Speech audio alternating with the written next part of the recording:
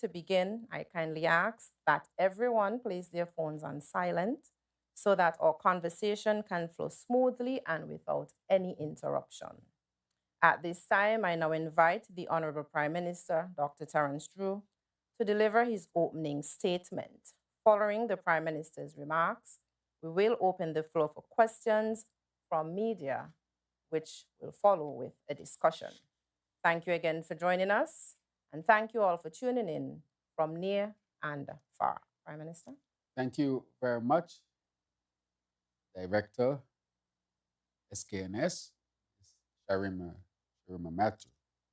I want to welcome all of you once again to this edition of the Roundtable, where, as was mentioned before, I have a conversation with you members of the press, members of the media, in a way to profoundly discuss matters of national insurance, importance, rather, so that our people can be well informed. And so I want to welcome all of our citizens to this edition as well.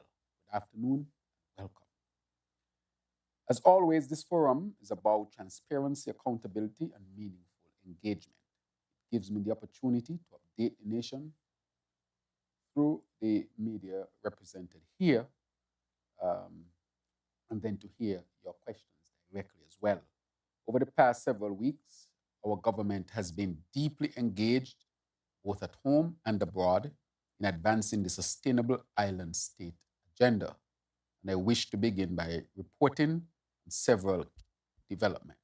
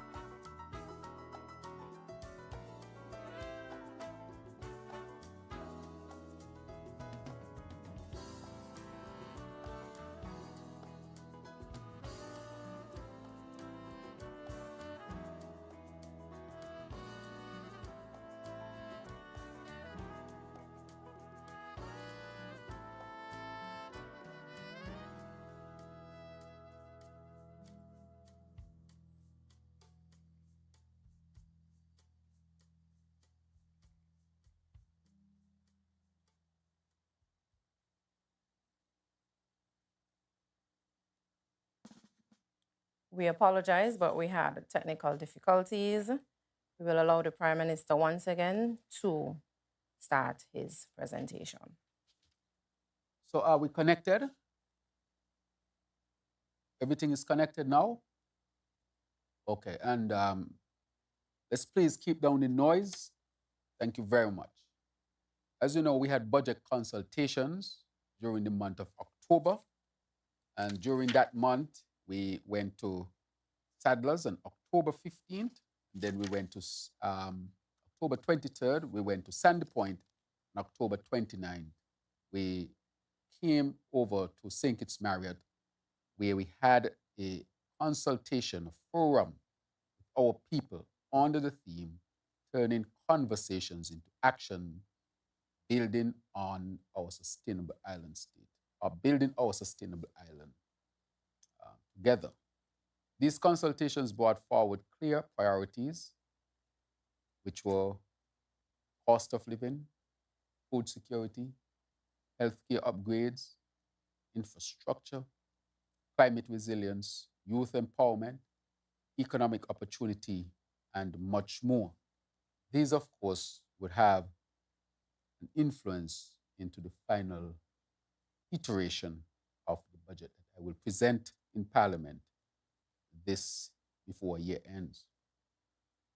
Later, I traveled to Colombia, to Santa Marta, Colombia, to attend the fourth CELAC EU summit. While there, I joined other regional and international leaders in a plenary session where we reaffirmed and advocated for key measures and policies that contribute toward our financial health and our sustainability and resilience efforts. There, I reaffirmed that the Caribbean and Latin America have always been a zone of peace, and I further called for stronger global action on climate change and fair climate financing. In the margin of the summit, Foreign Minister, Right Honorable Dr. Denzil Douglas, and I, we had constructive bilateral meetings with Colombia's Minister of Health, Dr. Guillermo Jaramillo. As you know, he is a medical doctor as well, and a number of our citizens access medical care in Colombia. And so we wanted to meet with the Minister of Health of Colombia to strengthen our relationship and our cooperation to the advancement of healthcare for our people. And so we wanted to make sure that when our people travel to Colombia, that they are well protected.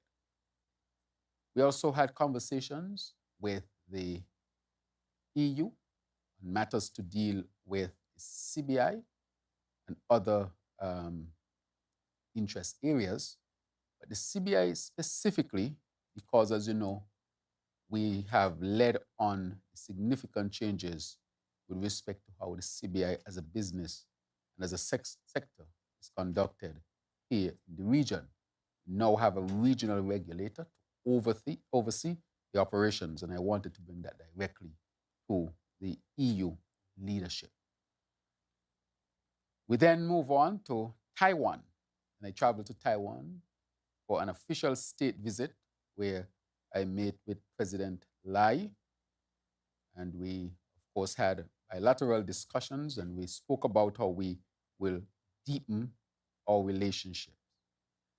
And I say relationships because we have a number of areas where we are building out relationships to make sure that the overall strength of our collaboration is very, very strong.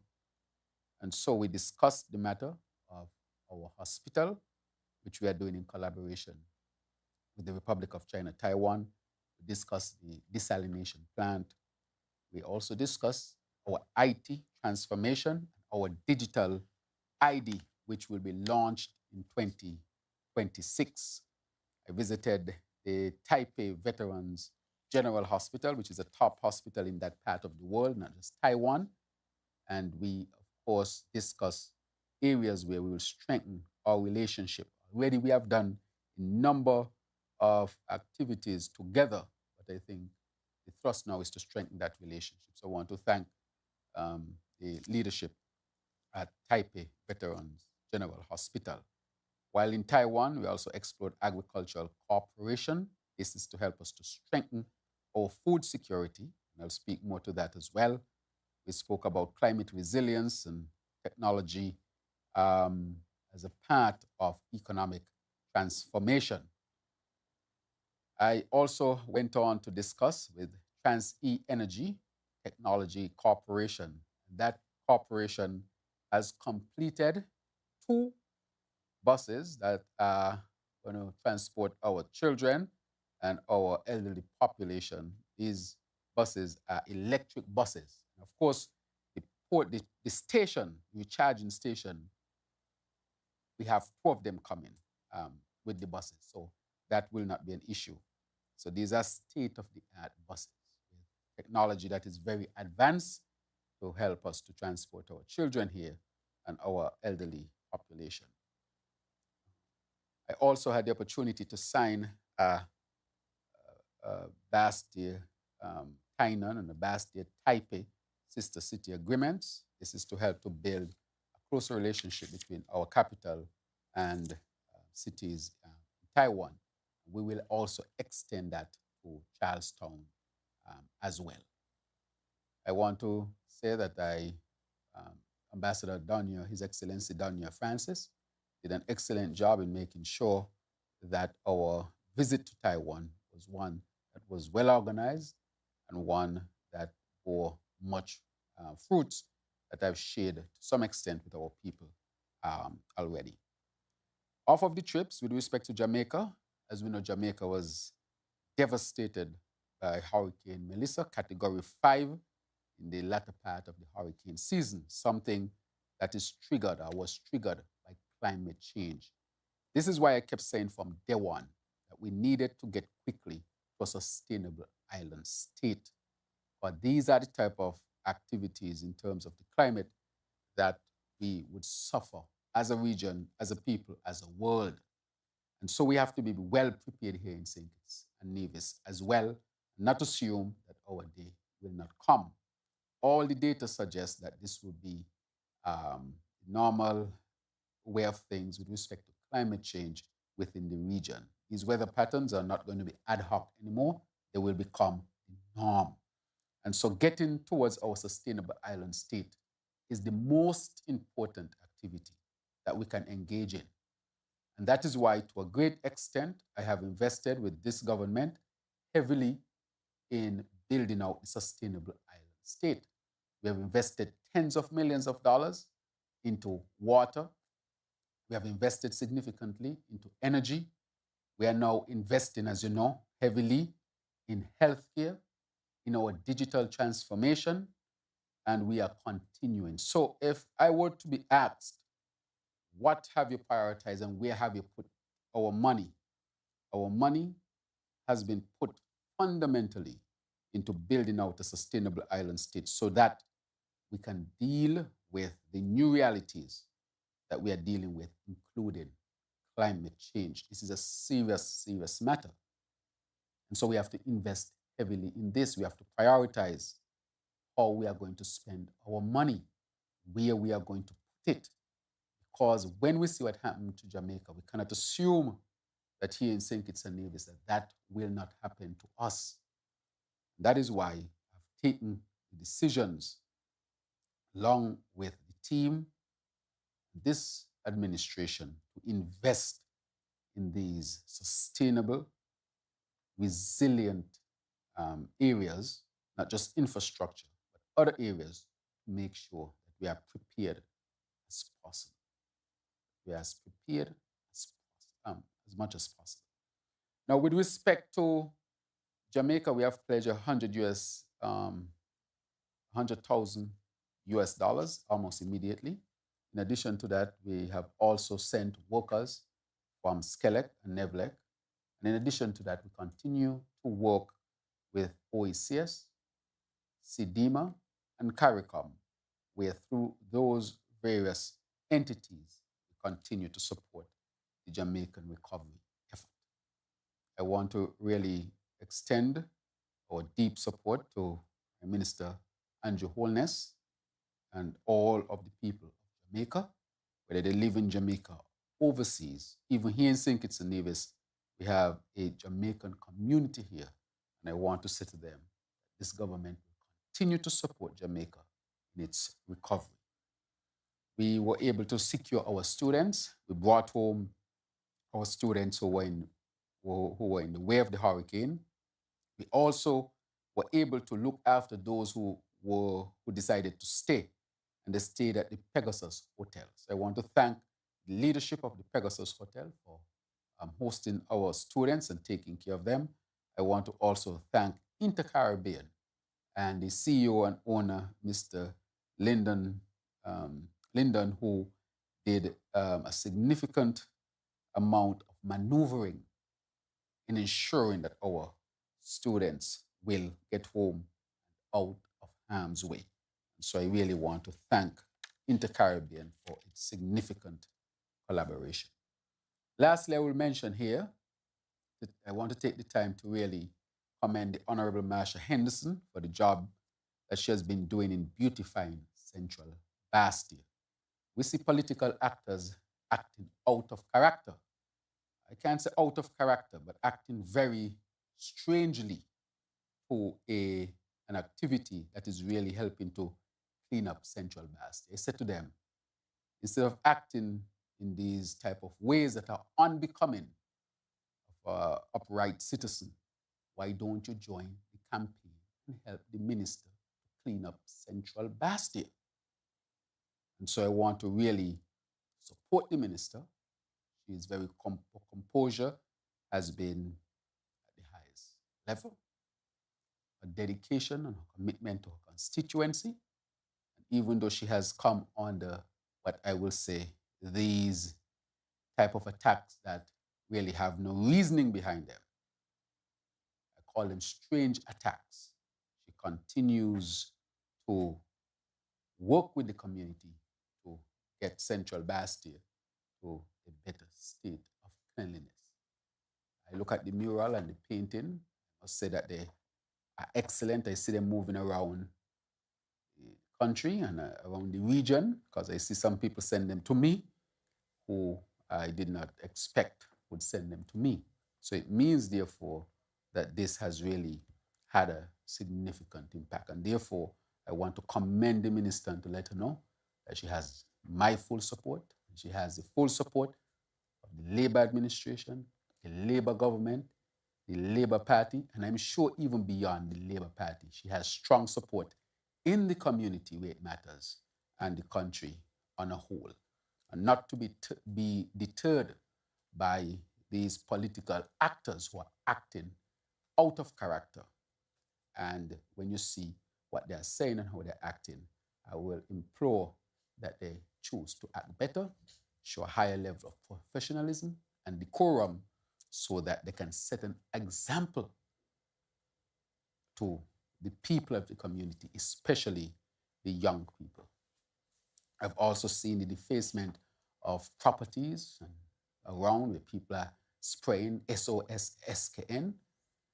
You know, it is, in a black spray paint. I want to say that that is really unbecoming of who we are as a people. And so I continue to ask our people to act in a way that is, becoming of a modern civilized society and to set good examples for our young people. But I want to let the minister know that she does not stand alone. She stands with a lot of support, including, and very importantly, the support from her own community. So with that, I just wanted to share a few words with you, our citizens and residents, and also with the press that is here. Now give you the opportunity to ask the questions that you might have, and I would, of course, respond. Thank you, Prime Minister. So we now invite the press to go ahead and dialogue with the Prime Minister. We ask each of you to be very respectful, and you're allowed 2 questions at a time. Give others a chance to ask their questions. And if time permits, then we can always throw in more questions. The floor is open. Good afternoon, Prime Minister. Afternoon, Mr. Barr. Welcome back to The Rock, as I say. Welcome back as well. I haven't seen you in a while. Okay. Now, we are now approaching the end of the year, the end of the fiscal year. And I was wondering if you can give us your feedback on where we are economically and fiscally. What's the state of condition of our country? And I might as well tag this on because people are asking me, at least some people are asking me, whether or not the government will be paying a double salary at the end of this year. So perhaps you can address those two things. Then, with regards to destiny, based on the comments that have been circulating, some comments are obviously political, but others are there are other people who are expressing genuine concern about the SSC legislation. So, based on what you've heard, what you've been hearing coming out of the various community consultations, does your government have any intention of amending the SSC as it is to make it tighter and perhaps less prone to opportunities of misinterpretation? If you can comment on those two matters. Thank you, Mr. Bat. I think those were two fair questions. I can start with the last question first. You talk about destiny. Let me say that the SSZ is a piece of legislation that was passed in the federal parliament. It, of course, was put out in circulation before it was passed. It was sent to members of parliament to review it so that they can prepare to come to parliament to comment on it. And I must reiterate that on the opposition side, persons who are now talking had nothing to say. To me, that was a dereliction of their, I would say, responsibility in the parliament. If you choose not to talk on it, you choose not to talk. But you cannot refuse to talk in parliament or say nothing, and then after parliament, you have a whole lot of things to say. And so I don't take those politicians seriously. For them, it is just a matter of petty politics and not serious discourse on a fundamental piece of legislation. I wanted to say that. But to get to your point, Mr. Bat, you said with respect to the legislation and the genuine concerns of citizens. And that is why I held a town hall meeting, because I will never, ever disregard our citizens' concern about anything. I take it very seriously. So I separate our genuine concerning citizens from politicians who are playing petty politics. So their side, I'm talking directly to our people who have genuine concern. And so I will say to them that I've said before, and I'm very serious about this, that the legislation was set up so that any major development that can affect us here in St. Kitts and Nevis, or serious questions would be asked, that they must pass through Parliament.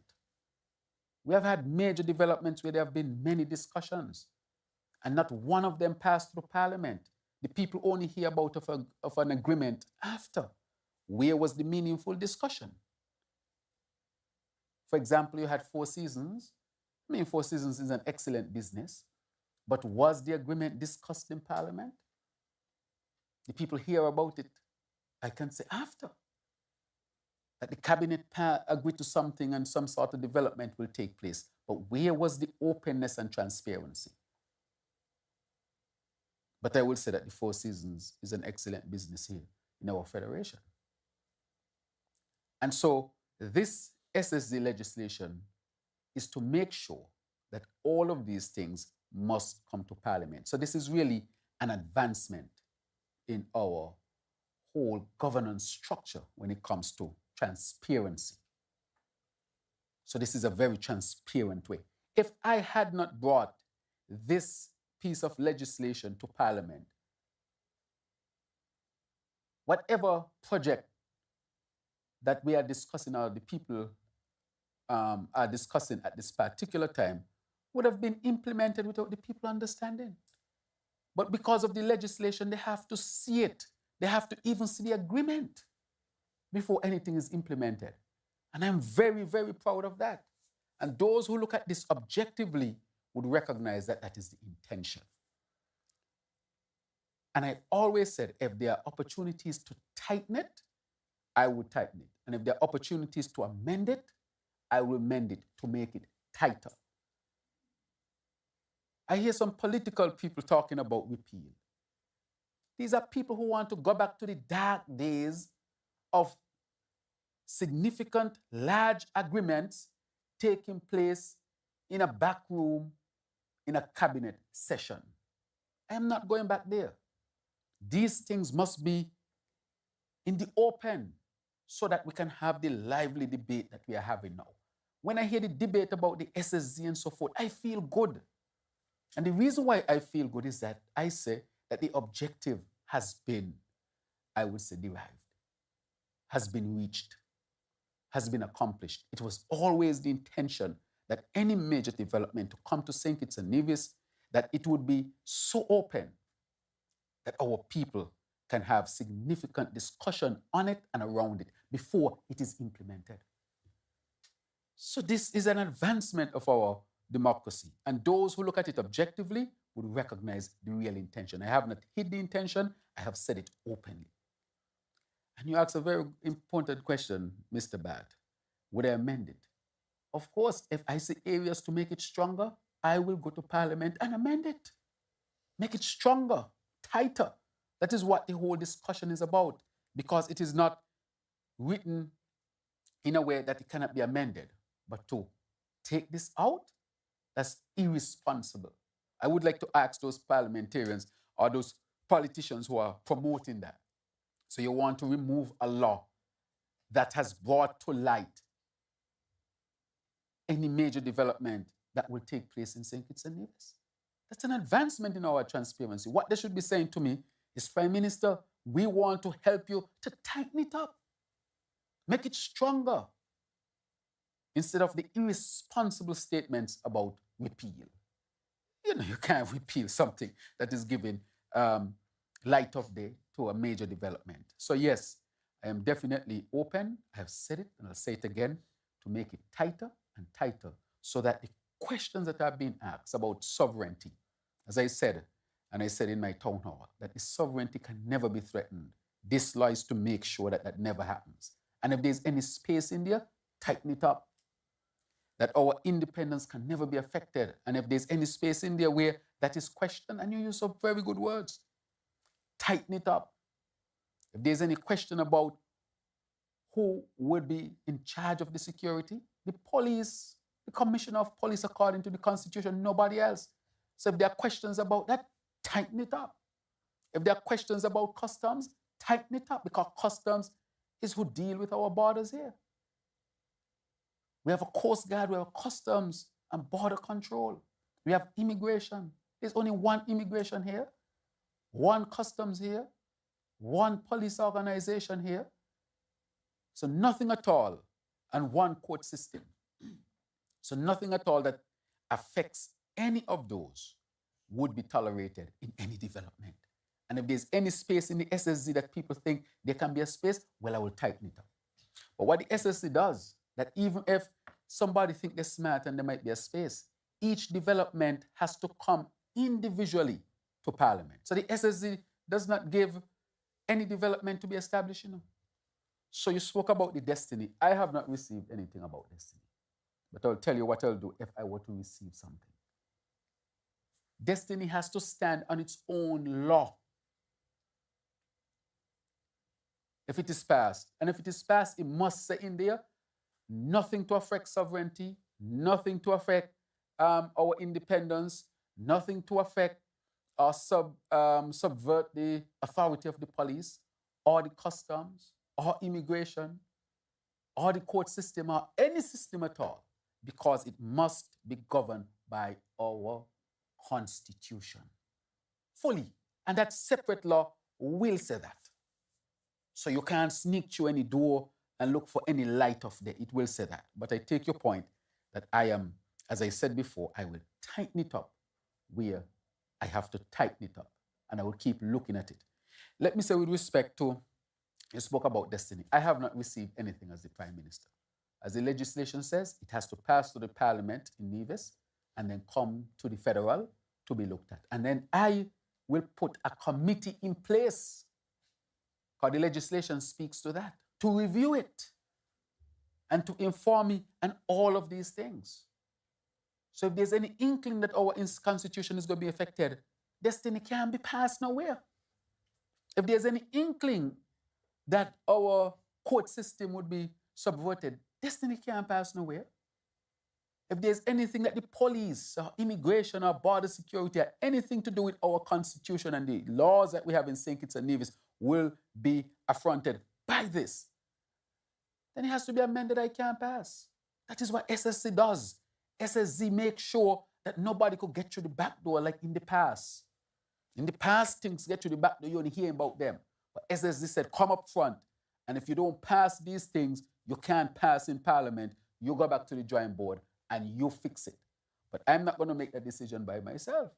There's a committee that will be put in place to review anything that comes to me, whether it is in St. Kitts or if it comes from Nevis. I am not here to tell Nevis what they can do or not do with their land. Because people have sold their land, I am told. I'm told that even politicians have sold their land. I am not here to tell Nevis. The Constitution tells me I cannot tell Nevis what to do with its land. But as the Prime Minister, and under our Constitution, the federal law is what governs a number of things. The court, border security, immigration, police, and so forth.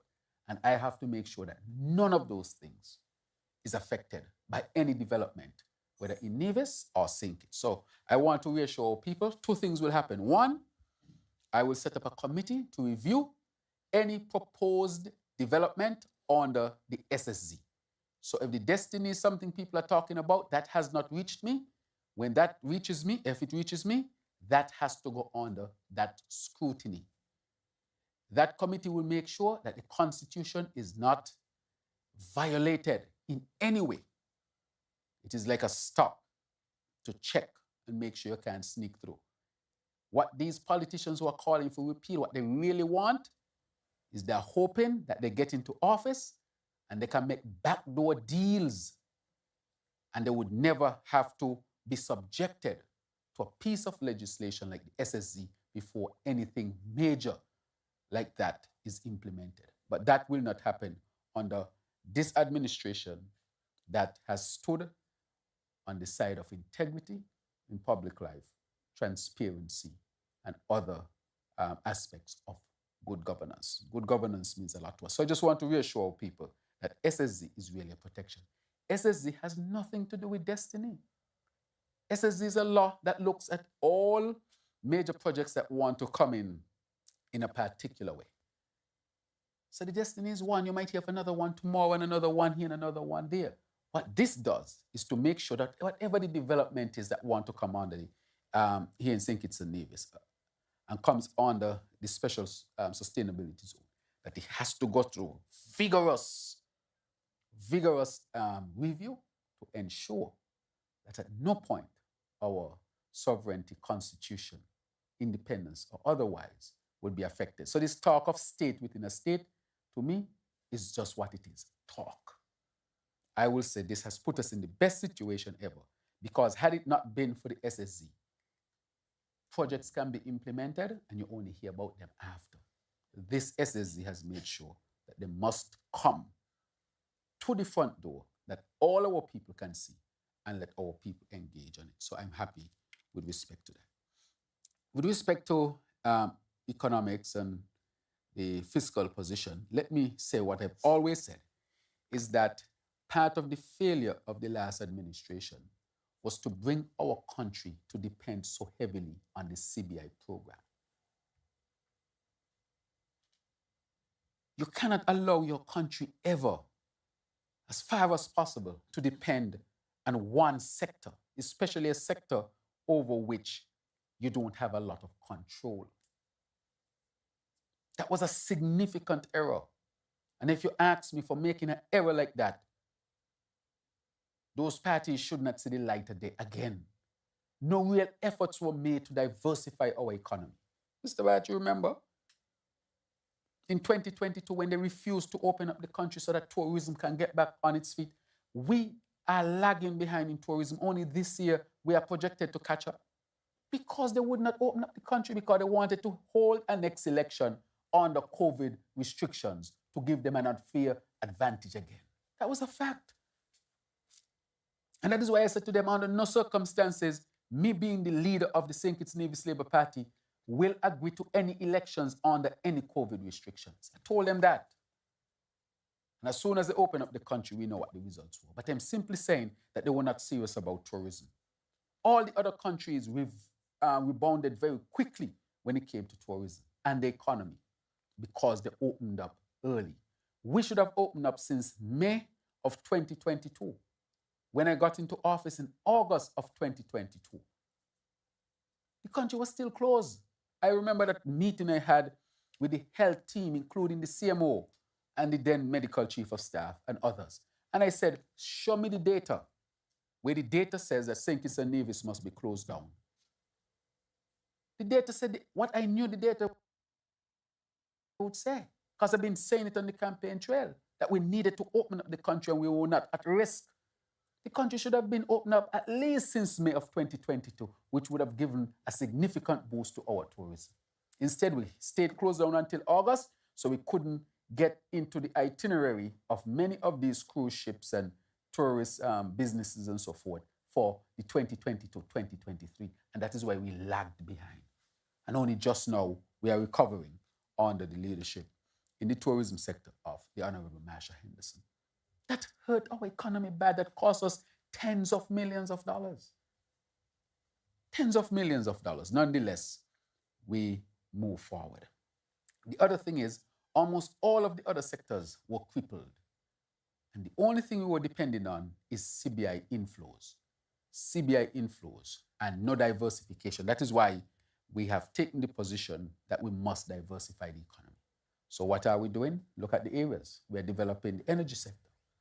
We are developing water, IT, healthcare, construction, expanding agriculture, which I can speak to even more, expanding even tourism, strengthening CBI so that it can be as strong and stable as possible.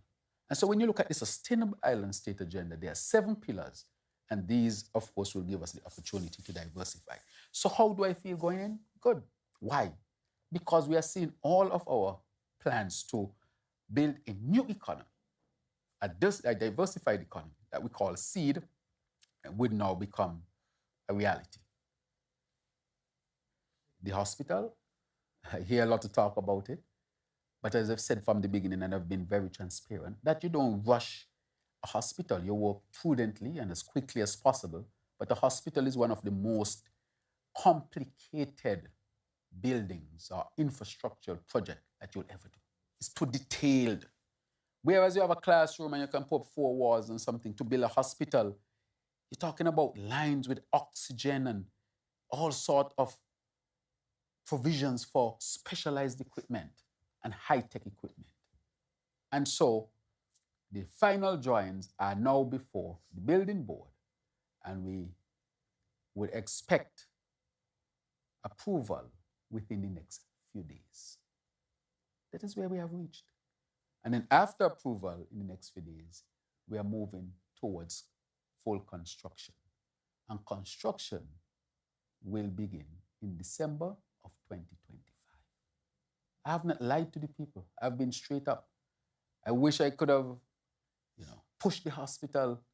But when you're starting from zero, virgin land, new plans, new strategy and so forth, that in itself carries a specific time period, even though we are working as quickly and as prudently as possible. I speak of that because that is part of our economic development. That will create a lot of jobs in construction. Creating a better healthcare and protecting the health of your people has a long-term social economic impact. I mean, when you look at the JNF is not in a position to survive a Category 5 hurricane. It is not structured for that. I want to thank God for protecting us over these years. And help us to get to that. If something were to happen, I'm praying that nothing happens before we get to that. Look at Jamaica. When you see what happened to the hospital in Black River, I mean, totally destroyed. Clinics gone. You see the hospital beds and, that should send a strong message to all of us that we really need to get this infrastructure as quickly as possible. But to build a hospital of such infrastructural integrity, plus being able to serve our people well, it has gone through all of the iterations. And the hospital is about to start, and I want to thank the Republic of China, Taiwan. That will create a lot of jobs and our socio-economic reinforcement, because it will provide better healthcare for our people and more sustainable healthcare, because you'll have an institution that can withstand the scourge of climate change and help us to advance our healthcare here in St. Kitts and Nevis. And so that is something. When you look at the IT sector, we are going to launch a full pilot project in January of 2026 for our national ID. And I want to thank the Republic of China, Taiwan again. We have collaborated. I mean, that is a significant development. Right now, we have scanned all of our births and deaths at our registry from the 1950s up to now. That's how far we have reached. So that is going to give us, we're going to start the pilot study for the national ID. So by mid next year, or maybe in the third quarter, we want everybody to have a national ID. And so you can conduct your business from wherever you want. So we want to reach the point where you can even apply for your birth certificate online and apply for your passport online. We are very, very advanced. That is going to help our economic advancement, because the more technologically we become more efficient. Becoming more efficient, of course, save resources, the ease of doing business, the speed of doing business, all those will have tremendous economic benefits. When you look at the matter also of the housing, I mean, right now I was just updated. We have houses being built in Stapleton, in Gillards, in Otleys, in Newtown area. Right now we are going to, in Harry Phipps, I think Harry Phipps is in Halfway Tree, thank you. Right now we are going to Race Course, Newton Ground. They have laid out the plans, construction, digging of the foundation to start on Monday. Then we have Sandy Point, where we're developing, and then back in constituency number 3. So all within just 4 weeks, all the constituencies in St. Kitts and Nevis will have houses being built. And these houses are being built with wall roof, with the opportunity to extend up top. But the reason why we are reinforcing them 8-inch block with steel and concrete wall roof is so that they can sustain Category 5 hurricanes. That is serious business. So we have a lot of houses being built at this time. To the point where now, I'm being told by the companies here in St. Kitts and Nevis who produce concrete that they will not be able to keep up. They told me that. They said, Prime Minister really consider staggering these projects. They have said that to me. So I said, which project I will stagger? I can't stagger the houses because we need to get these houses because, a hurricane season is upon us again. And we need to get better housing for our people as we go along. I can't slow down the hospital because I've always said from the beginning, even when I didn't have the fully support for hospital, because people may not have seen it, then I hope Jamaica has told us that we need a hospital, because we need to get to a hospital that can survive Category 5 hurricanes as quickly as possible. Then you have the school, of course, that is there. Then in addition to that, you have the Fort Thomas project, which is on its way. You have the Ritz-Carlton, and I'm meeting with the people on the 5th of December. And just to let us know, the government has written to the persons who are occupying areas in the southeast area, Southeast Peninsula area. The government is offering them relocation.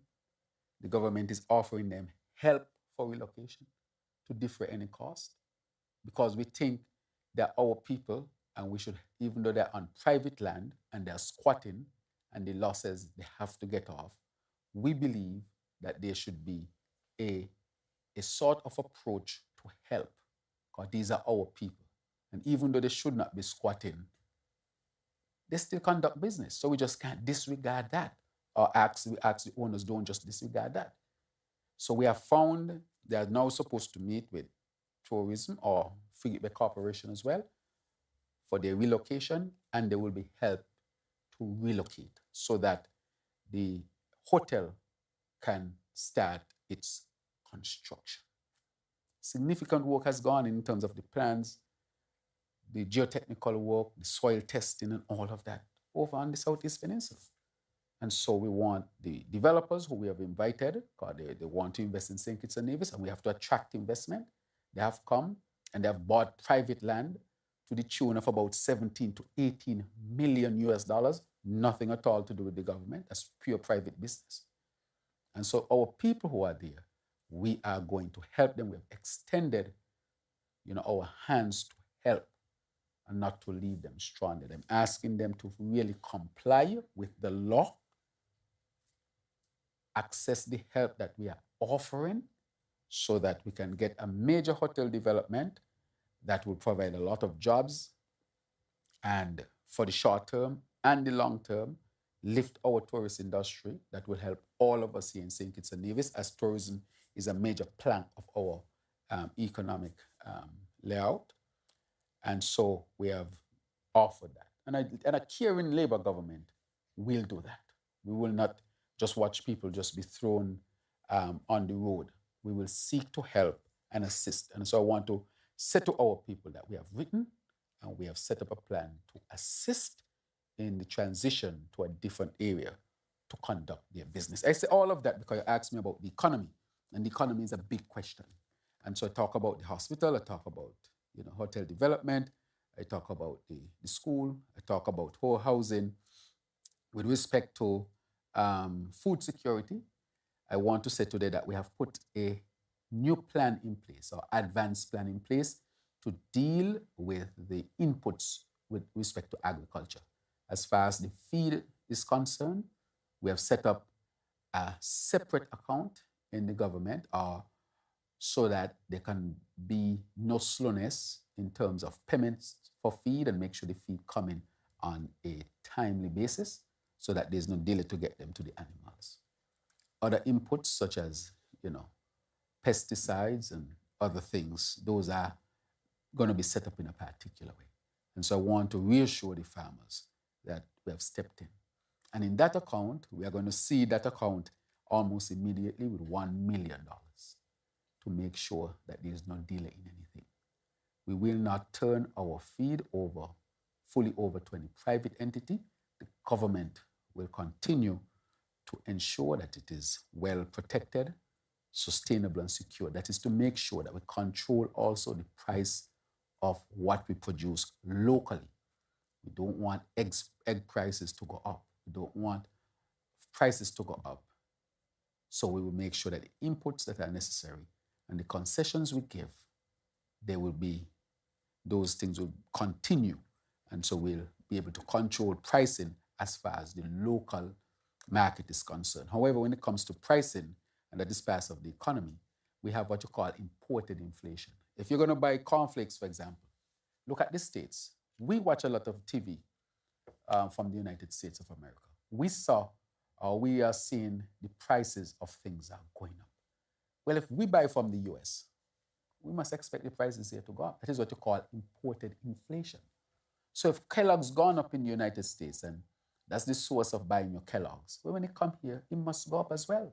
That is why we want to encourage our people to eat local, to have a backyard garden, and to buy regional brands. I'm not telling people what they should or should not. I can only encourage, because based on where the United States is heading, is very, very challenging in terms of prices.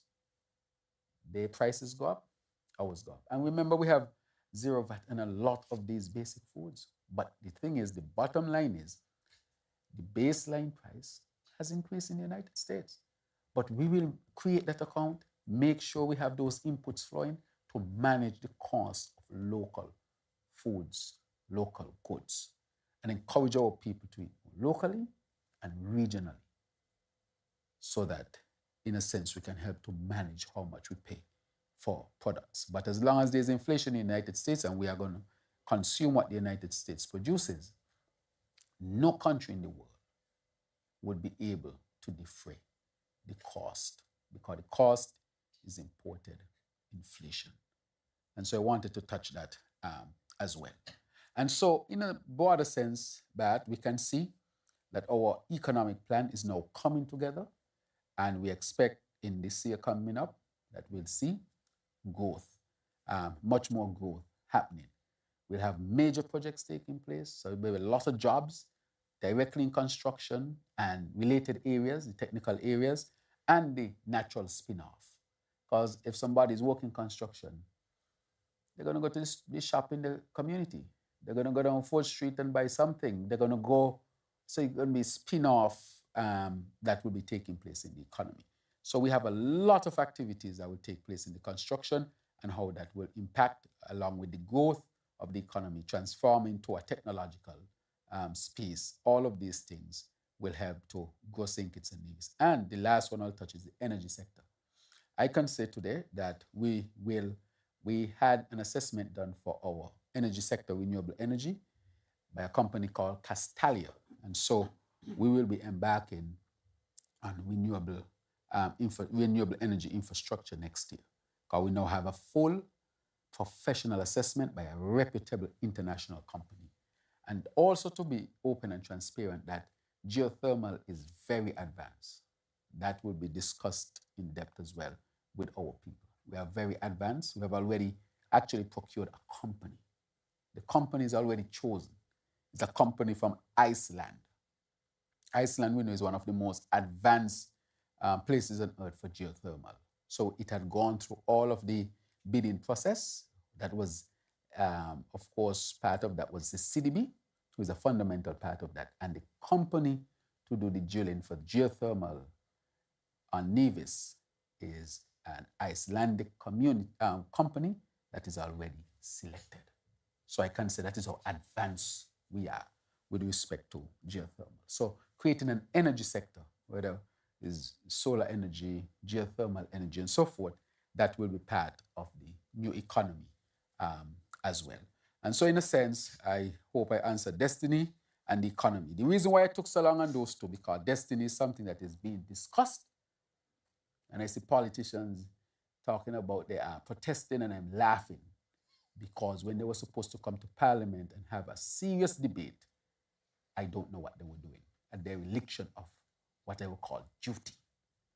And instead of them coming and giving suggestions on how to strengthen it, they're talking about repeal. When people talk about repeal of such a piece of legislation, that even destiny that they're speaking about must be subjected to it and must meet all these requirements. Can you imagine if it wasn't there?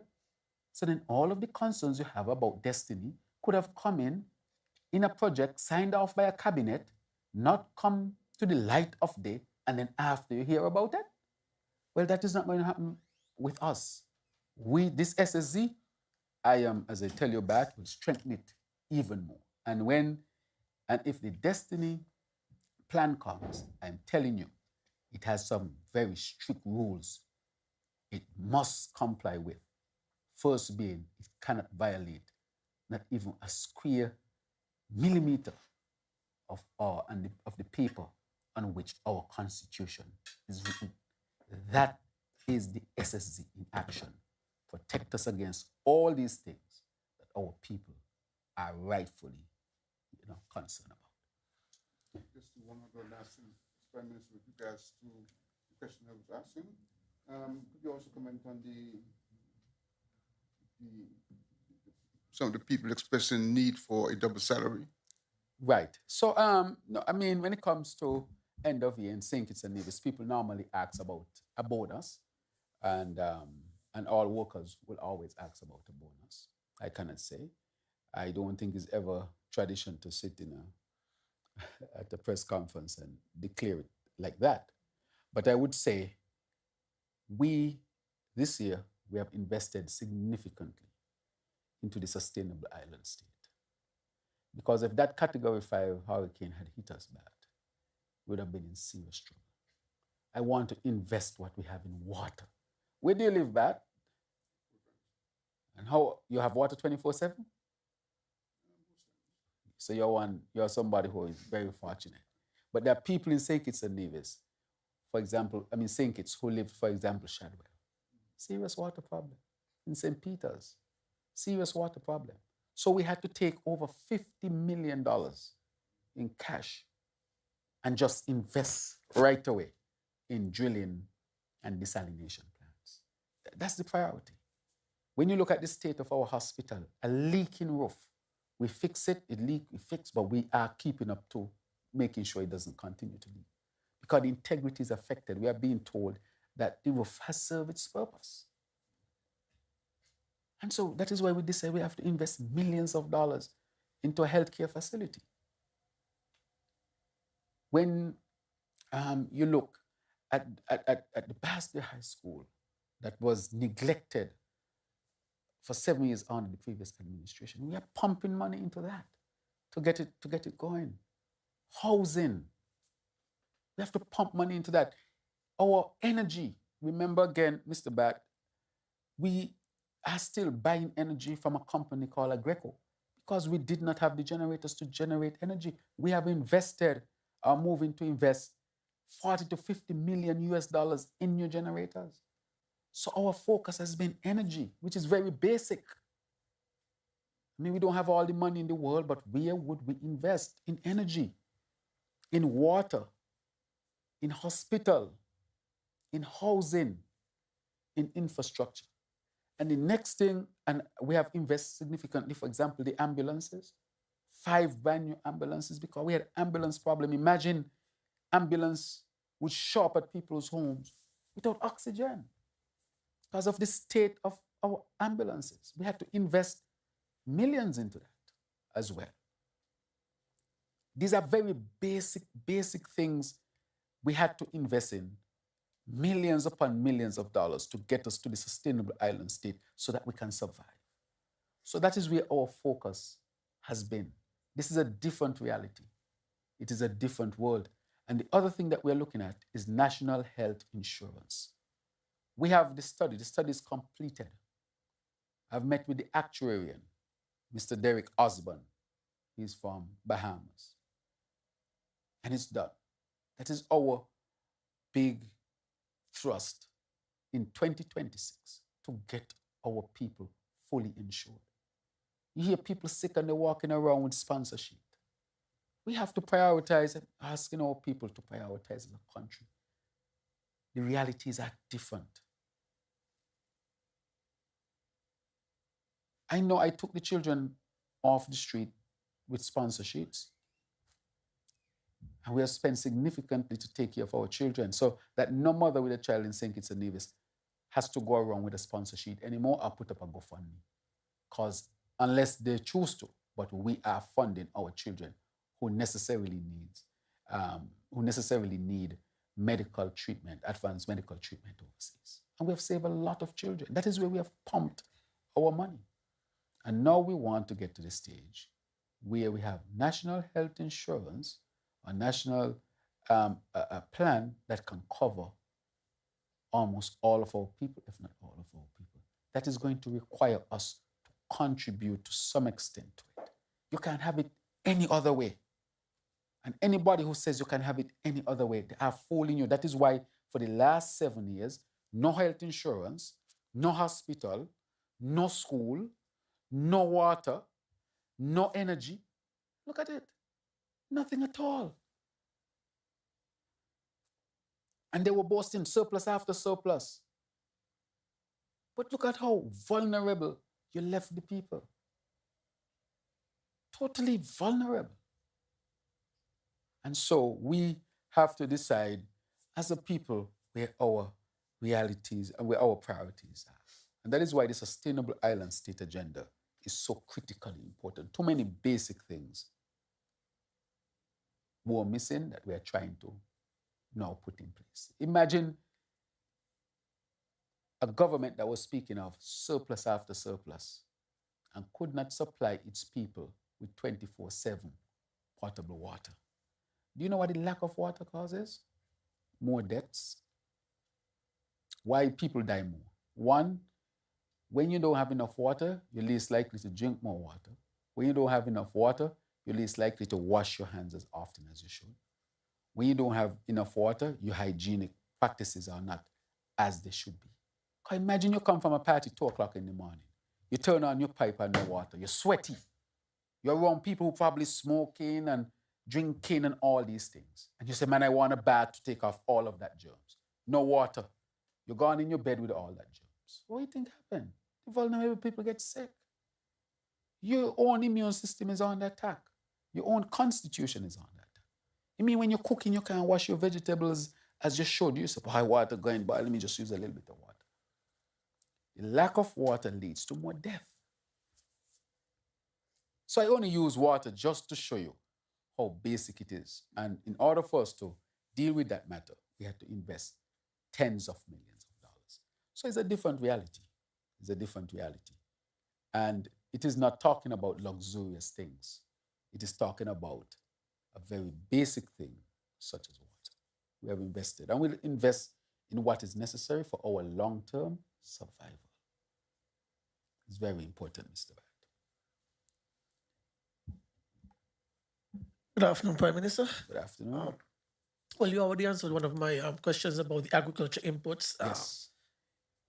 As you just mentioned, the government has done so much to push forward its CISA, the Sustainable Island State Agenda. But what is being done to prepare the people on the ground, the ordinary citizens and divisions, for this new transition towards a cleaner, greener St. Kitts and Nevis? And my second question, there's been much public discourse, public conversation about the measures being put in place to curb speeding and reduce road fatalities and accidents. Can you give any update on any additional measures, particularly in regards to the speed cameras that many people have been talking about recently, and any other measures that the government plans to put in place to further reduce these incidences? Thank you very much. And I wouldn't stay as long as I stayed on these fundamental questions of the economy and destiny and so forth. But with respect to agriculture, as I answered that question, we are going to address it and the government is going to fund that. And we'll have the first account with $1 million deposit within the next couple of weeks. Right now we have feed and that will continue accordingly. With respect to the CISA, as you know, part of the budget consultation was to introduce that. But CISA sounds too fancy sometimes. I want to break it down. Very simple. You know what is CISA? Water. Having enough water. And saying to our people, conserve water, protect water, and we investing in water. That's part of the CISA.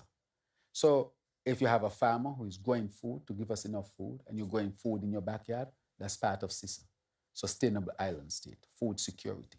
So almost everything that goes towards strengthening us as a country, that is part of CISA. Energy, water, food security, health, IT and so forth. All of that is part of CISA. So our people are already participating in our CISA agenda, but we, as you said, we have to streamline it and let them know where they are doing. So our people are already on track for it. And I want to say, with respect to getting to that state where we are seek water security, food security, energy security, healthcare, education and so forth. All that is, those things are part of CISA. We are well on our way. We are well on our way.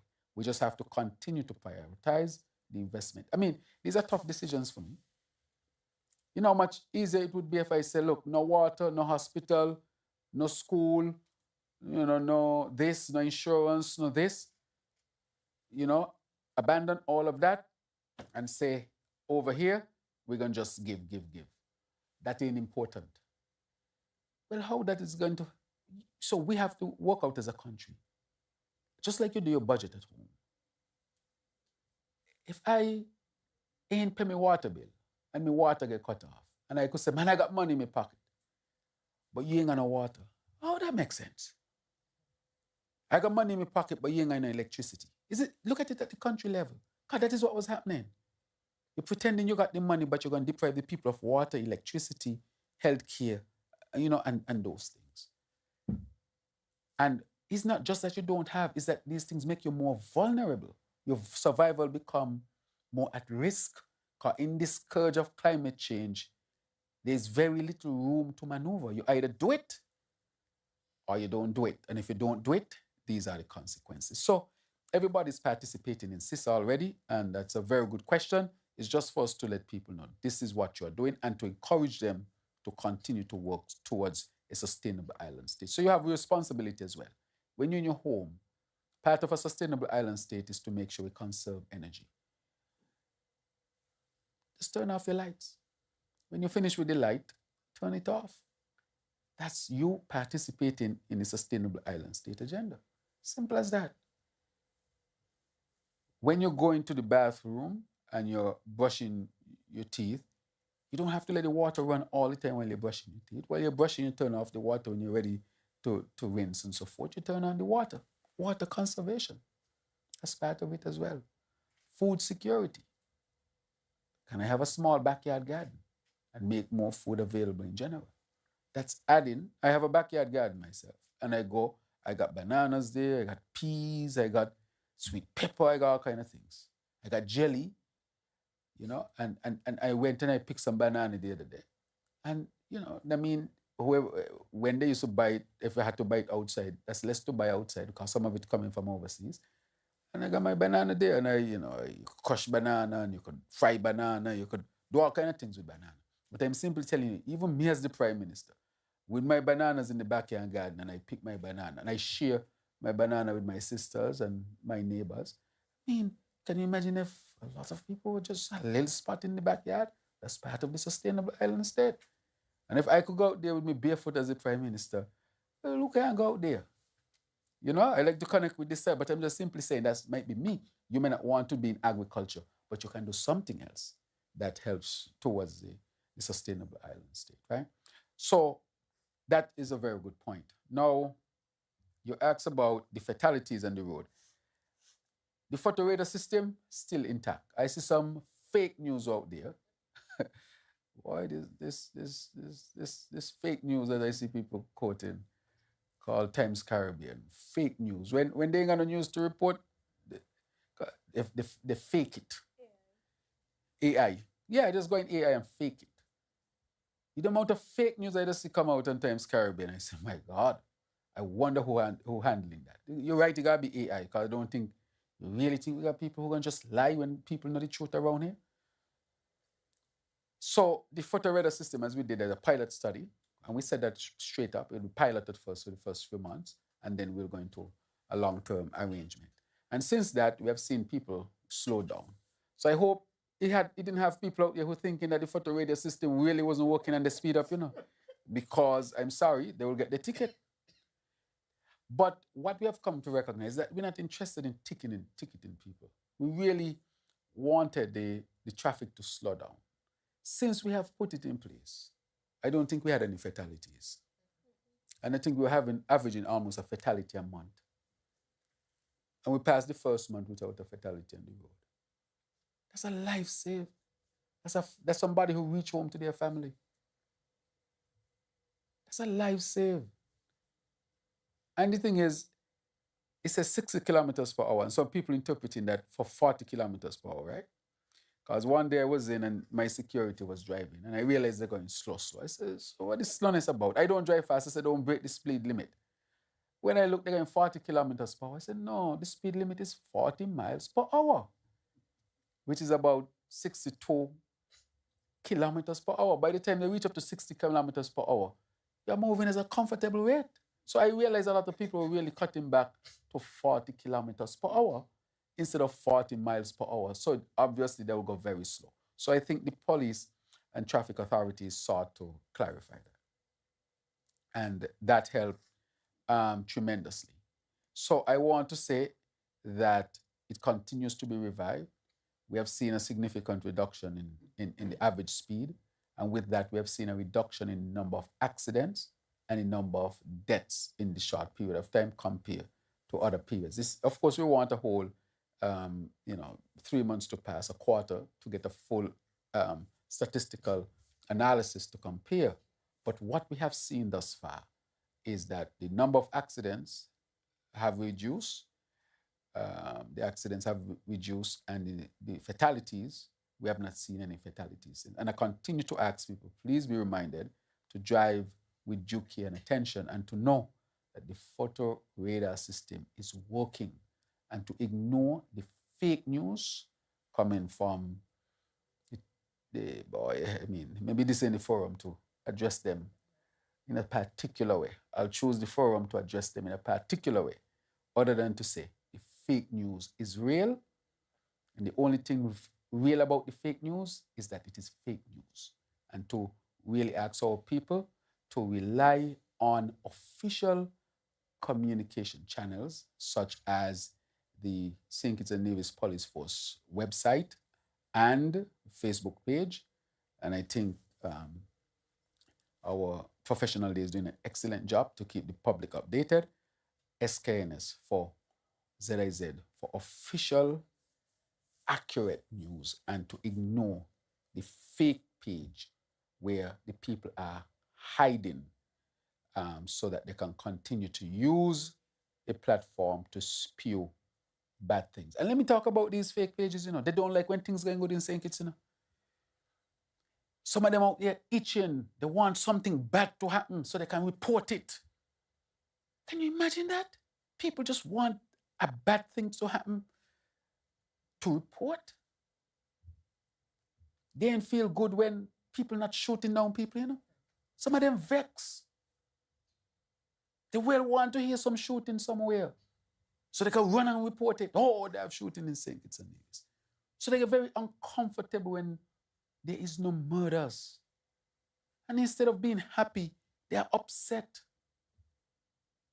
And they want to invent them with the fake news. But they want to advise our people to continue to abide by the law. That all of us should continue to work together to make St. Kitts and Nevis as safe as possible. And so I would like to say, fake news really should be abandoned. But as far as the photo radar system, it's working. And I ask people to be very mindful. Do not allow the fake news to make you make bad decisions. But even without the photo radar system, I ask people, please abide by the traffic laws. I kind of want to piggyback. Good afternoon, Prime Minister. Good afternoon. The traffic question. Yes. The other question that's being asked is whether or not the speed limits, given our modern roads and new vehicles, it's not a bit slow. Maybe we need to look at increasing them in some areas, maybe not villages, but for our highways. The other question that I really want to ask, because you pretty much touched on everything today, COP30, COP30 just finished in Brazil recently. I think it's finished right now. One of the things coming out of that, though, was the fact that there is a commitment to provide greater funding for countries most affected by climate change. Regrettably, however, there still was no firm decision on addressing fossil fuels and the damage that they directly cause to us and the impact that the use of fossil fuels has on climate change and its impacts. So I don't know if you want to comment on that, because I know Honorable Clark was there as St. Kitts and Nevis's representative. And as we have spent considerable time today discussing the impacts of climate change on our region and other small island developing states, just looking for you for some comment on that. Thank you very much. Well, with respect to COP30, I want to thank the Honorable Dr. Joy Clark for really leading the team to Brazil to participate in that. As you know, there were some good things coming out, and not to mention fossil fuel as a direct cause of climate change and all of the consequences of that. That to me is a bit disappointing, especially because I'm living in a region, the Caribbean region, where we are affected disproportionately by the scourge of climate change. We contribute hardly anything to it, yet we suffer the most as a result of it. And therefore, I'm simply saying that we really, really need to continue to advocate very strongly for more climate justice. the cost of climate change is extremely expensive. Climate change is now costing Jamaica lives and over $8 billion in damages. Where's Jamaica going to get that money from? The insurance that Jamaica is going to get is a few $100 million US dollars, few $100 million US dollars, which is a drop in the bucket compared to what the real damage is. Jamaica is not going to recover that area to the point where it was developed for a very long time. Where's the money going to come from? That is what climate change is causing. Lives, deaths, destruction, economic devastation, risking the very survival of communities and countries. And so we in the Caribbean, we have to take this climate change matter seriously. That is why we have to get to a sustainable island state. That is why that is the priority. We need healthcare infrastructure. We need housing infrastructure. We need water infrastructure. We need energy infrastructure. All these things, food security, healthcare security, these things should be our priority. And we have invested millions of dollars into them. And we'll continue to invest. These are tough decisions. Because sometimes it's easier to ask about some other things than to ask about the more sustainable long-term things. But if you don't do that, and a hurricane hits, and the people are not secured, then they would look to me and say, but you heard about climate change. You spoke about it. Why you ain't do anything about it? Well, I didn't do anything because the people asked for something else. The people who said to me, but we'd make you a leader to make the decisions even when it's tough, to protect us, and you have failed to do such. So one thing I would not be accused of is not to prioritize what is fundamentally important to protect our people. And at this time, as I talk about climate change, it is very important. So I'm disappointed that that was not mentioned in the last COP, and there seems to have been some softening up. And I'm hoping that we can get back to where we are supposed to be.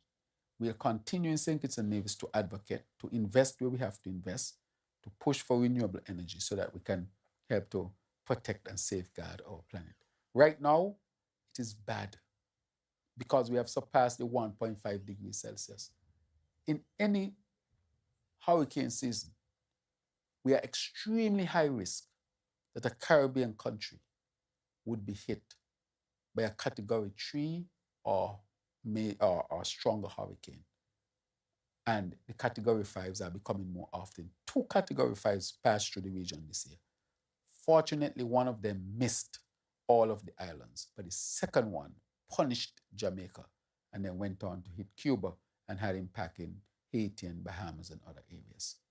That's the new reality. And where would Jamaica get hundreds of billions of dollars from to build a country that is so resilient? That is the cost it would cost a country like Jamaica. Where's that money going to come from? That money should come from those who have contributed most to the climate change. That is climate justice. You cause the problem, you pay for it. But here's Jamaica contributed very little to climate change and is being punished by a Category 5 hurricane that has caused deaths and destruction of property and economic devastation. And so therefore, we must continue to push as countries that are most affected by climate change for justice in all aspects, cutting the fossil fuel, funding our resilience, funding to cut our vulnerability, and helping our transition. We just don't have the money in St. Kitts and Nevis for that. That is why we have to prioritize. Nobody is coming to give us that. You know how hard it is to get climate funding? You have to meet all of these measures. Right now, we are trying to get some money for our water. And we can't get it. You have to go to this and that and that and that. So while they are out there putting us through all of these hoops to get some money for water, we have to rush to invest and take up $50 million plus in cash to quickly get us a desalination plant. Because if we don't do anything, look at what happened to Shadwell. Shadwell would not have had any hope. But Shadwell has a lot of hope because the desalination plant is basically completed and it will be commissioned before the year is done. And we'll invite, of course, the press and everybody to see it. It is really beautiful to see as a piece of engineering. infrastructure. Very, very well put together. And so, yes, we will continue to advocate for climate justice and continue to seek how we can build a more resilient and less vulnerable St. Kitts and Nevis. But it's rough out there. If you're going to, I'll just allow me to follow up on that, because Sure. you spoke to the fossil fuels, but I want to know specifically now that they have made a commitment to help. They have indicated a figure that they're comfortable with assigning to provide this help. How are we going to ensure that it's not just a talk shop and we get the monies that they're saying we're going to get? There's no way we can ensure that. We cannot ensure anything, because last time with the Paris Agreement and with the previous COP, a whole heap of money is always pledged. And what you actually get is a drop in the bucket. There's nobody coming to save us. And we have to understand that as a people. Nobody is coming to save us. These pledge and pledge and pledge, a lot of the times they're just pledges. And this small amount cannot fundamentally transform us and make us fundamentally more resilient. We have to do it ourselves. Dear people of St. Kitts and Nevis, nobody is coming to save us. We have to save ourselves. That is the message I want to convey. So I have no confidence in that. If it works out, I'll be, I will welcome it, but I am not hanging my hat on that, because we have seen what has happened over time.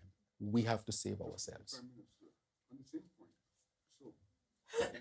So if we can't depend on them, but we still can't disengage. No. So we have to participate. Correct. Otherwise, we are essentially left out of the whole process. Right. And we have participated very strongly and will continue to participate. The Honorable Dr. Joya Clark was there, and she represented well with a very strong team. So we will never disengage. However, I will say I will not depend on it. I will have a plan independent. So whatever comes from that, we'll consider it to be gravy. But we have to put our own plans in place and work our plans and not depend on them. Right. Good afternoon, everyone. My two questions. Yes. For a while, there's been some public discourse about the number of trips that ministers you take. Can you say what the goal of these trips is and share some of the benefits that have been gained for the people of St. Kitts Nevis as a result? And given the year we've had, the manifestations of climate change, inflation, heightened conversations around food security, what will be the spirit of this upcoming budget? Thank you very much. I want to thank you. Very pointed questions and important questions. On the matter with climate change and food security, and I discussed with the FS this morning, will be a fundamental part of our budget, in the sense that we have to make sure that we continue to strengthen here in St. Kitts and Nevis our agricultural output. And so this budget will reflect that. As I tell you, even before the budget is passed, that account with that amount of seed money will be put there. Now, Roma asks a very important question about the travels.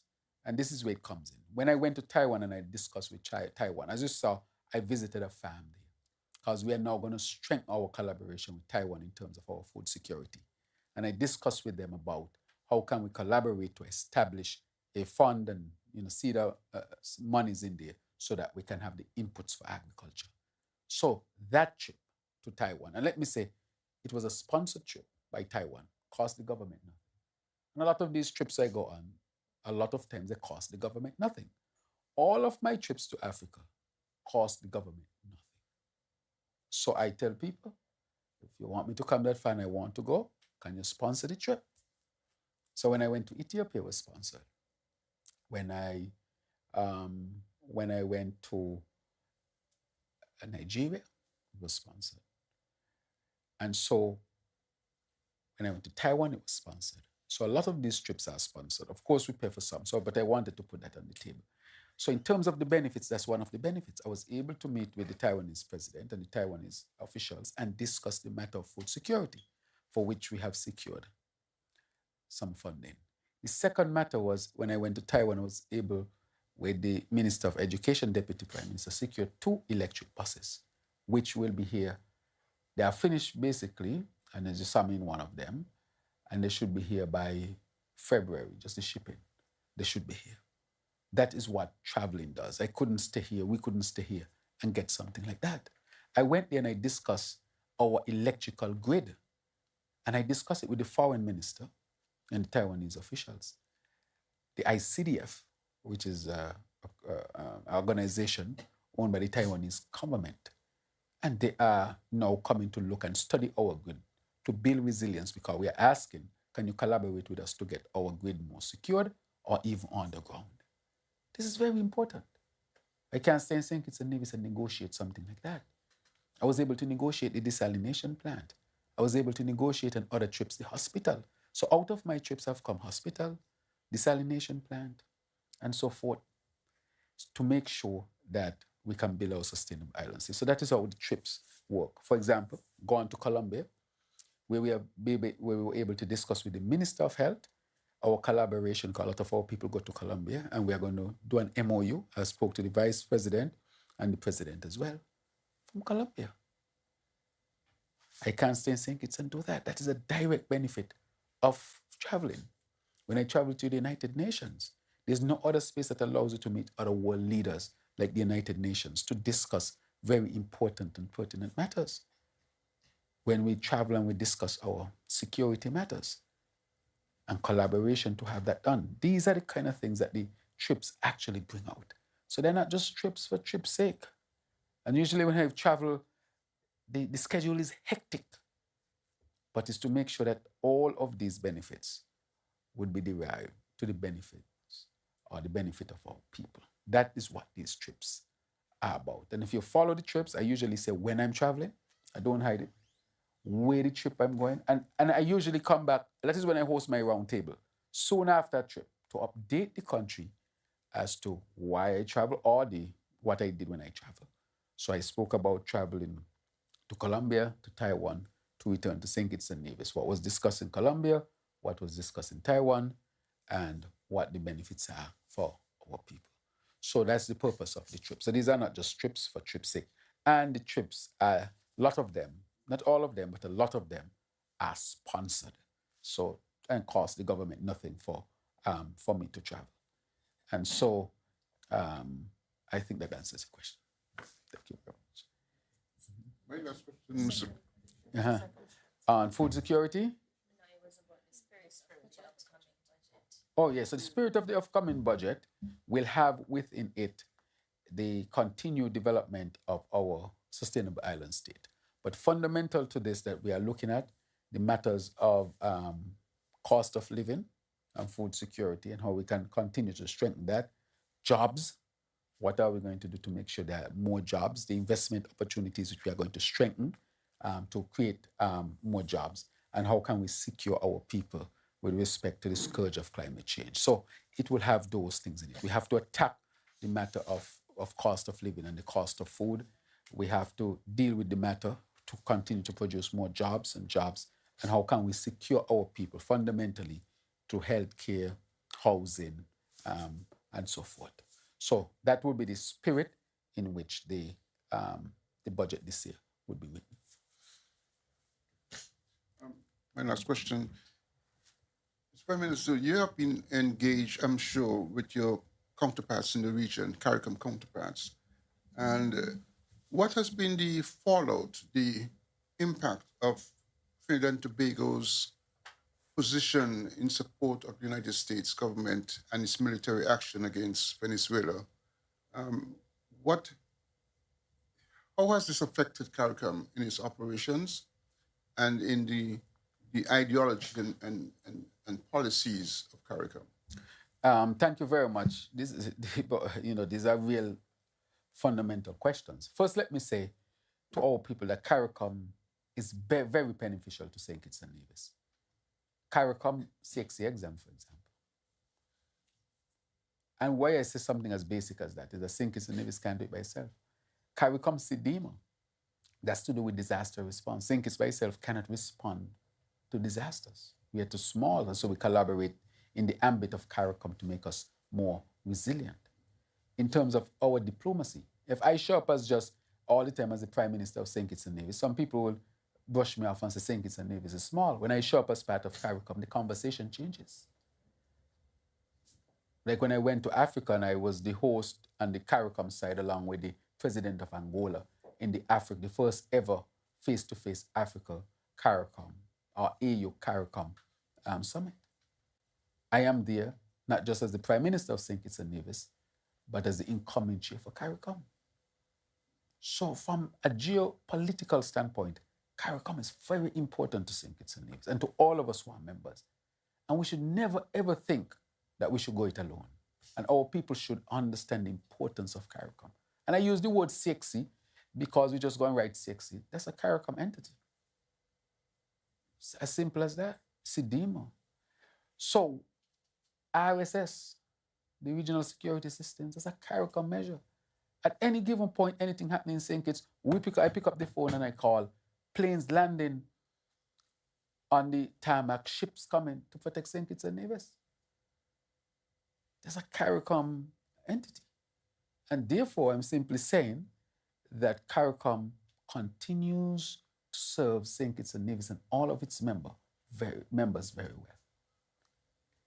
There has been recent developments, as you know, but I think fundamentally CARICOM is extremely strong and will hold it together. St. Kitts and Nevis will support the integrity of CARICOM. We will never put that at risk. I can tell you where our position is. St. Kitts and Nevis will continue to advocate very strongly for a zone of peace. And we'll continue to ask the United States of America and Venezuela to seek to resolve the matters diplomatically. That has been our official position and will continue to be our first official position. We don't know about war. We don't understand what war is. We hear, of course, we have something happening there and something happening there. A war is a whole different paradigm that we can't even imagine because we have never seen it. And so when I see people online trivializing the fact that we are a zone of peace, and of course you establish that and you continue to work for more security and peace, but to deny that we don't have wars in the region is against what the facts are. A zone of peace means that there is no open war, and conflict between countries. We have our security issues and what we are seeking to do, how we can work together to make our countries more secure. Imagine when you're at war and you walk out, you know where the bomb coming from. Soldiers coming in, knocking down your door, and you never see the people yet. You hear rape of children and rape of women. People losing limbs and head and body parts and all these things. I'm saying it this raw because this is what war is. We don't know that. Even though a country might have some violence and crime, generally you feel that, man, I could drive from my place and go up to the Roundtable and I'm okay. In a war, you can't be secured that you'll be okay. You don't know where the warplane coming from. You don't know where the bomb coming from. You don't know where the bullet coming from. And so we are a zone of peace. For the last 200 years or so, I think, we have not had open conflict between two countries in the region. We have had internal conflict, but not two countries have gone to war or declared war. This is a tremendous achievement. Understanding you had World War I and World War II that took place in Europe. Europe that is supposed to be so developed and so advanced and civilized had two of the most brutal conflicts where human beings died like animals in the millions. And this region avoided that. And we're going to take that lightly? Can't take that lightly. This is a tremendous achievement. And that is why all of us should say we have to maintain this region as a zone of peace. And so we call on the Americans and we're calling the Venezuelans, maintain the region as a zone of peace, meet and dialogue and work out the differences. CARICOM can play a role, CILAC can play a role, but don't abandon peace in the region. Because if that peace is ruptured, nobody knows where that would end up. Venezuela has over 20-something million people. Trinidad has, well, 1 million something people, maybe 2 million the most, if that much. So Trinidad has 1/10 of the population of Venezuela. Venezuela has warships, war this, war that, war that. If you start a conflict, they're going to go a decade, 2 decades, 3 decades. How can you sustain? You don't know how long the conflict will go on for. So avoid it at all costs. There are wars that last decades. And even when you don't have any declared war, the conflict that remains create an area of such insecurity. And I'm passionate about it because we don't know what war is in the Caribbean, and I don't want us to know what war is. Let us fight always to maintain a zone of peace. And that is our official position. Dialogue over conflict. Peace over war. Diplomacy is the most fundamental and important instrument of resolving conflicts. Right? So I really hope that that would be the pathway that is chosen. All right, yes. Right. So I think I'll wrap it up now. I want to thank the members from the media for this engagement. Again, I like the roundtable format because we can dialogue and more things can come out. And so I can share more information with our people. I want to say to our people that you can expect the construction of the houses to continue. We are going to now start housing construction in Newton Ground. Sandy Point will also see, and right here in constituency number 3. So we'll have houses being built all around the country. The construction of the hospital will start this year. As I've said before, we are on track to start full construction this year.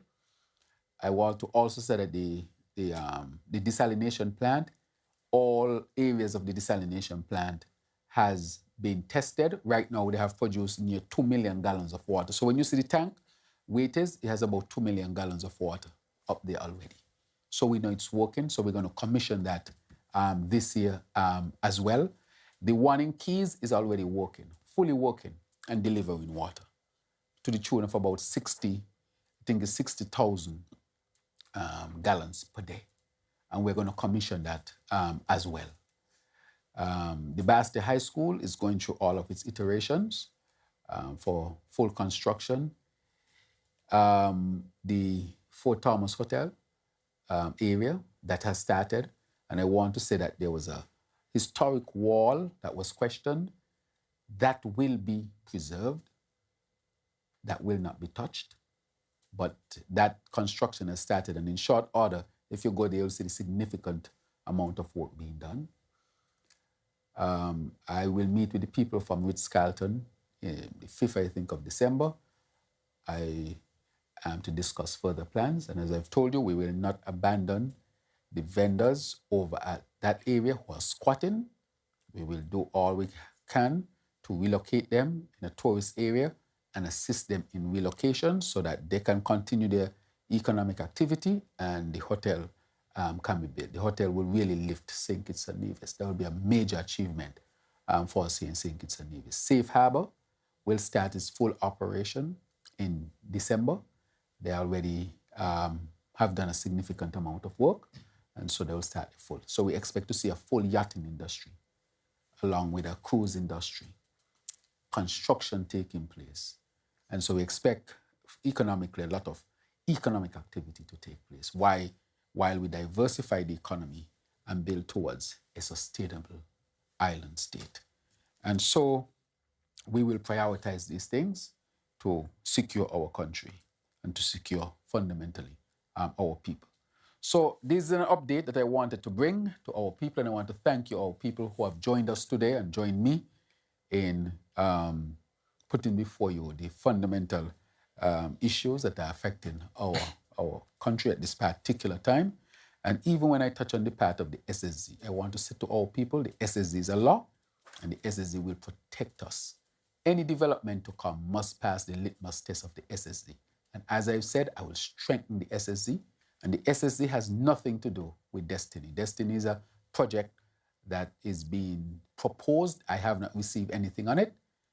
But when it comes, it has to go through the litmus test where it must be development that fall within the ambit of our constitution. If it does not, it has to amend itself. I cannot pass through. And therefore, the SSD is for more transparency and to make sure our people know of any major development coming to St. Kitts and Nevis. Not like in the past when these developments used to just be signed off in cabinet, and after that nobody knows about them. Today, our people are engaged because this law, the SSD, forces all of major developments to be discussed and be discussed in public. So I would like to reassure our people that we'll continue to work to build a greater St. Kitts and Nevis, a sustainable island state where we continue to not just survive, but thrive. Thank you very much. Good afternoon. May God bless all of us. Thank you, Prime Minister, for your thoughtful engagement and for once again taking the time to meet with members of the media in this open and transparent forum. Your continued commitments to dialogue underscores the government's dedication to accountability, good governance, and keeping our people informed every step of the way. We also extend our sincere appreciation to all media houses represented here today and to our broadcasting partners who continue to aid these discussions live, helping to connect citizens at home and abroad to the pulse of national life. And to you, our viewers and listeners, thank you for tuning in, for sharing your feedback, and for remaining part of these important national conversations. This has been the Roundtable with the Honorable Prime Minister, Dr. Terrance Drew. Until next time, take care and continue to stay informed.